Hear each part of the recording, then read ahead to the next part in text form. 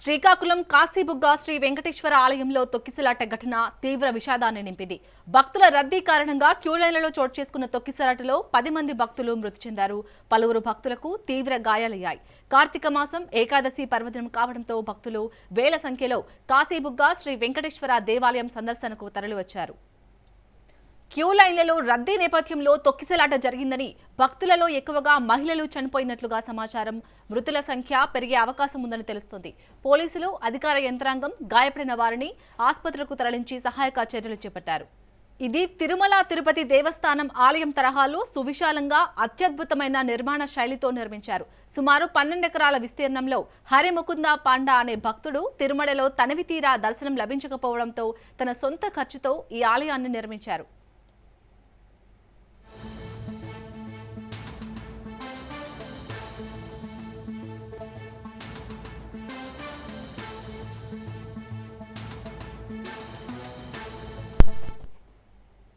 కాశీబుగ్గ ఘటనపై ప్రధాని మోడీ దిగ్భ్రాంతి వ్యక్తం చేశారు.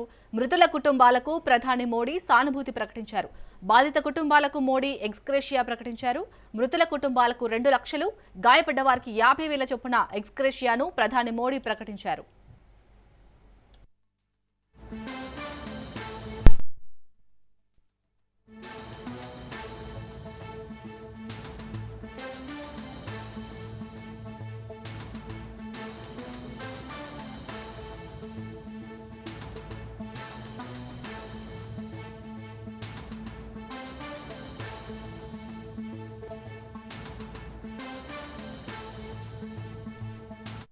కాశీబుగ్గ తొక్కిసలాట ఘటనపై సీఎం చంద్రబాబు దిగ్భ్రాంతి వ్యక్తం చేశారు.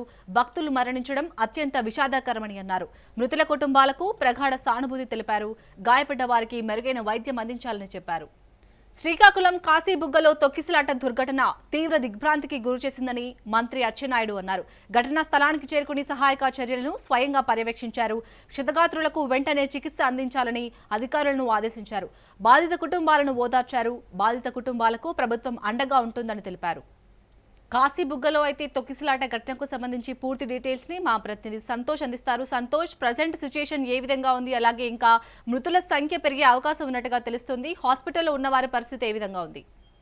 యశాలిని శ్రీకాకుళం జిల్లా కాశీబుగ్గ వెంకటేశ్వర స్వామి దేవస్థానంలో అయితే కనుక విషాద ఛాయలు అనుకున్నట్టు కూడా తెలుస్తూ ఉంది. ఏదైతే ఈరోజు కార్తీక మాసం ఏకాదశి పర్వదినాన్ని అయితే కనుక భక్తులు పెద్ద ఎత్తున పక్క జిల్లాల నుంచి కూడా ఇటు తరలి రావడంతో అక్కడ ఏదైతే మొదటి ఫ్లోర్లో ఉండేటువంటి ఆ వెంకటేశ్వర స్వామిని దర్శించుకునేందుకు మెట్లు ఎక్కి వెళ్ళవలసినటువంటి నేపథ్యంలోనే దాదాపు 25,000 నుంచి 30,000 వరకు కూడా అధిక భక్తులు అయితే కనుక పోటెత్తినటువంటి నేపథ్యంలోనే అక్కడ ఏదైతే సైడ్ రైలింగ్ ఏదైతే ఉందో అది ఊడిపోయి కింద పడిపోయినటువంటి పరిస్థితులు అయితే కనుక నెలకొనడం, అదేవిధంగా అక్కడ తొక్కిసలాటలో భాగంగా పలువురు చనిపోవడం, అదేవిధంగా పలువురికి అయితే కనుక గాయాలు అవడంతో ఇటు రాష్ట్ర వ్యాప్తంగా అయితే కనుక విషాద ఛాయలు అనుకున్నటువంటి పరిస్థితులు కూడా ఏర్పడతా ఉన్నాయి. ప్రధానంగా చూసుకున్నట్లయితే కనుక ఇప్పటికే దాదాపు 9 మంది మృతి చెందడం, మరికొంతమంది గాయాలు అవడంతో హుటాహుటిన అయితే కనుక కాశీబుగ్గలో ఉన్నటువంటి హాస్పిటల్కి తరలించడం, అక్కడ ఇప్పటికే దీనిపై అయితే కనుక సీఎం చంద్రబాబు నాయుడు ఆరా తీయడం, అంతేకాకుండా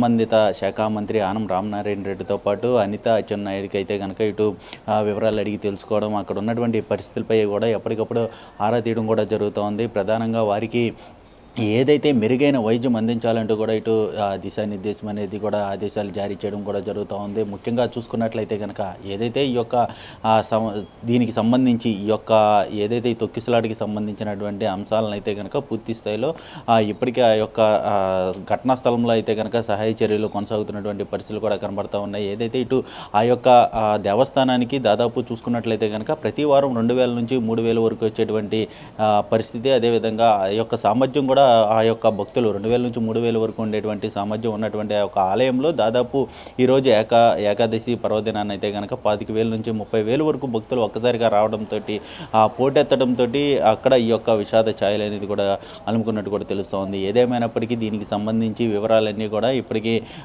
సీఎంఓ నుంచి కూడా అధికారులు ఎప్పటికప్పుడు వివరాలు అడిగి తెలుసుకోవడం కూడా జరుగుతూ ఉంది. అంతేకాకుండా ఆలయ ధర్మకర్త ఎవరైతే హరిముకుంద్ పండా ఉన్నారో ఆ హరిముకుంద్ పండా అక్కడ ఎందుకు ఎందుకని ముందస్తుగానే ఈ యొక్క ఇన్ఫర్మేషన్ సమాచారాన్ని అనేది కూడా స్థానిక పోలీసులకి అందించారా లేదా అన్న దానిపై అయితే కనుక ఆరా తీయడం కూడా జరుగుతూ ఉంది. ఎందుకంటే ఈ యొక్క గత 4 ఏళ్ల క్రితం కూడా ఈ యొక్క ఈ యొక్క ఆలయాన్ని నిర్మించడం దాదాపు 12 ఎకరాల్లో 20 కోట్ల రూపాయలతో అయితే కనుక ఈ యొక్క ఆలయాన్ని నిర్మించడం అనంతరం కూడా అనేక కార్యక్రమాలు జరుగుతున్నటువంటి నేపథ్యంలోనే ఇటువంటి ఎందుకని ముందస్తు చర్యలు తీసుకోలేదు అన్న దానిపై అయితే కనుక పోలీసులు అయితే క్షుణ్ణంగా అయితే ప్రాథమిక సమాచారాన్ని అయితే కనుక సేకరిస్తున్నటువంటి పరిస్థితులు కూడా కనబడతా ఉన్నాయి. ఏదేమైనప్పటికీ సీఎం చంద్రబాబు నాయుడు ఇటు సత్యసాయి జిల్లాలో ఉన్న దగ్గర నుంచి కూడా అక్కడి నుంచి ఈ యొక్క పరిస్థితులను ఎప్పటికప్పుడు అడిగి తెలుసుకోవడం, మెరుగైన వైద్యం అందించేలాగా కూడా దగ్గరుండి పర్యవేక్షించాలంటూ కూడా ఇటు మంత్రులకైతే కనుక దిశానిర్దేశం అనేది కూడా చేస్తున్నటువంటి పరిస్థితులు కూడా కనబడతా ఉన్నాయి శాలిని.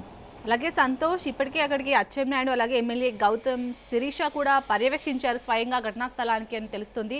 సో మరి ఇప్పుడు ఎవరైతే ఆలయ ధర్మకర్త ఉన్నారో హరిముకుంద పాండా దగ్గరికి వెళ్ళి మాట్లాడటం జరిగిందా? అంటే ఎందుకు ఇలా చేశారు, ముందస్తు జాగ్రత్తలు ఎందుకు తీసుకోలేదని అడగడం జరిగిందా? తనేమని చెప్తున్నారు? ఏదైతే ఇటు గౌతు శిరీష కావచ్చు, అదేవిధంగా మంత్రి అచ్చెన్నాయుడు వీరందరూ కూడా అక్కడ స్థానిక ఘటనా స్థలానికి అయితే చేరుకోవడం, అక్కడ ఉన్నటువంటి ప్రాథమిక వివరాలన్నీ కూడా అడిగి తెలుసుకోవడం కూడా జరుగుతూ ఉంది. ఎందుకంటే గతంలో చూసుకున్నట్లయితే కనుక ఇది ఒక ఎండోమెంట్ డిపార్ట్మెంట్ కింద లేకపోవడం అయినప్పటికీ కూడా భక్తులు ఎక్కువగా పోటెత్తుతారు అన్నటువంటి సమాచారం తెలిసినప్పటికీ ఎందుకు అక్కడ స్థానికంగా పోలీసులకి సమాచారం ఇస్తే అక్కడ బందోబస్తు ఏర్పాటు చేయడం కావచ్చు, అదేవిధంగా వారిని ఒక క్యూ లైన్ పద్ధతిలో అయితే కనుక పంపించడం జరిగే అవకాశాలు ఉంటాయంటూ కూడా అక్కడ తెలియజేస్తున్నటువంటి పరిస్థితులు కూడా కనబడతారు. అయితే ఎటువంటి సమాచారం ఇవ్వకుండానే ఇలాంటి అంటే ఏకాదశి ముందస్తుగానే ఇటు భక్తులు ఎక్కువ పోటెత్తారు. మామూలుగా సాధారణ రోజుల్లోనే ప్రతి వారం దాదాపు 2000 నుంచి 3000 వరకు కూడా భక్తులు ఈ యొక్క ఆలయానికి వస్తారన్నటువంటి సమాచారం మేరకు ఈరోజు ఎక్కువగా కార్తీక మాసం, ఎందుకంటే అక్కడ ఉత్తరాంధ్ర చిన్న తిరుపతి కొలుచుకునేటువంటి ఆ యొక్క కాశీబుగ్గ వెంకటేశ్వర స్వామి ఆలయానికి భక్తులు వస్తారన్నటువంటి సమాచారాన్ని ఎందుకు ఇవ్వలేదు? ఇటువంటి క్వశ్చన్లన్నీ కూడా ఇక పోలీసులు అయితే ఆ యొక్క ధర్మకర్త అయితే కనుక అడిగి తెలుసుకుంటున్నటువంటి పరిస్థితులు కూడా కనబడతా ఉన్నాయి. ఏదేమైనప్పటికీ ఈ బాధ్యులపై అయితే కనుక కఠిన చర్యలు తీసుకునేందుకు కూడా సిద్ధమైనట్టు కూడా తెలుస్తోంది. అంతేకాకుండా ఇక్కడ గాయపడిన వారితో పాటు అదేవిధంగా మృతి చెందినటువంటి కుటుంబాలకి ప్రభుత్వం అండగా ఉంటుందని కూడా ఒక భరోసా అయితే ఇవ్వడం కూడా జరుగుతోంది. అయితే ఇటువంటి ఘటనలు పునరావృతం కాకుండా, ఎందుకంటే ఈ యొక్క కార్తీక మాసం సందర్భంగా అయితే కనుక దేవాలయాలు, ప్రముఖ దేవాలయాలు ఎక్కువగా ఉన్నటువంటి నేపథ్యంలోనే ఇటు ఎండోమెంట్ పరిధిలో వచ్చేవి కావచ్చు, అదేవిధంగా రానివి కావచ్చు, వీటన్నిటిని కూడా గుర్తించి ముందస్తుగానే సమాచారం అందించేలా కూడా పక్కా ప్రణాళికలు సిద్ధం చేయాలంటూ కూడా ఇప్పటికే సీఎం చంద్రబాబు నాయుడు అధికారులకు ఆదేశాలు జారీ చేయడం కూడా జరుగుతోంది. ఎందుకంటే ఇక్కడ నుంచి కూడా ఈ యొక్క నెలంతా కూడా పెద్ద ఎత్తున అయితే భక్తులు కావచ్చు, అయ్యప్పకి సంబంధించినటువంటి స్వాములు కావచ్చు, వీరందరూ కూడా దర్శనానికి వస్తారన్నటువంటి నేపథ్యంలోనే ముందస్తుగానే చర్యలు తీసుకోవాలంటూ కూడా ఇప్పటికే ఇటు సంబంధిత శాఖ మంత్రికి అయితే కనుక ఈ యొక్క ఆదేశాలు జారీ చేయడం కూడా జరుగుతోంది. మొత్తంగా చూసుకున్నట్లయితే కనుక అక్కడ ఎమ్మెల్యే గౌతు శిరీష్తో పాటు అదేవిధంగా మంత్రి అచ్చెన్నాయుడు పూర్తి స్థాయిలో అయితే కనుక ఈ యొక్క ఏదైతే వివరాలన్నీ అడిగి ఇక సీఎం చంద్రబాబు నాయుడుకి అయితే ఒక నివేదిక అనేది అందించనున్నట్టు కూడా తెలుస్తోంది. అంతేకాకుండా ఇటు హోమ్ డిపార్ట్మెంట్కి సంబంధించి అంటే పోలీసులకు ముందస్తుగానే సమాచారం ఇచ్చారా, లేదంటే అసలు అక్కడ ఎంతమంది సామర్థ్యం వస్తున్నారు, అంటే ఎక్కువగా పోటెత్తున్నటువంటి నేపథ్యంలోనే ఎక్కువగా వస్తున్న సమయంలో అసలు సమాచారం అందించారా, ముందస్తుగానే సమాచారం ఇచ్చారా అన్న దానిపై అయితే కనుక పూర్తి స్థాయిలో పోలీసులు అయితే కనుక ఆరా తీస్తున్నటువంటి పరిస్థితులు కూడా నెలకొన్నాయని తెలుస్తోంది. Shalini. Right, thank you Santosh.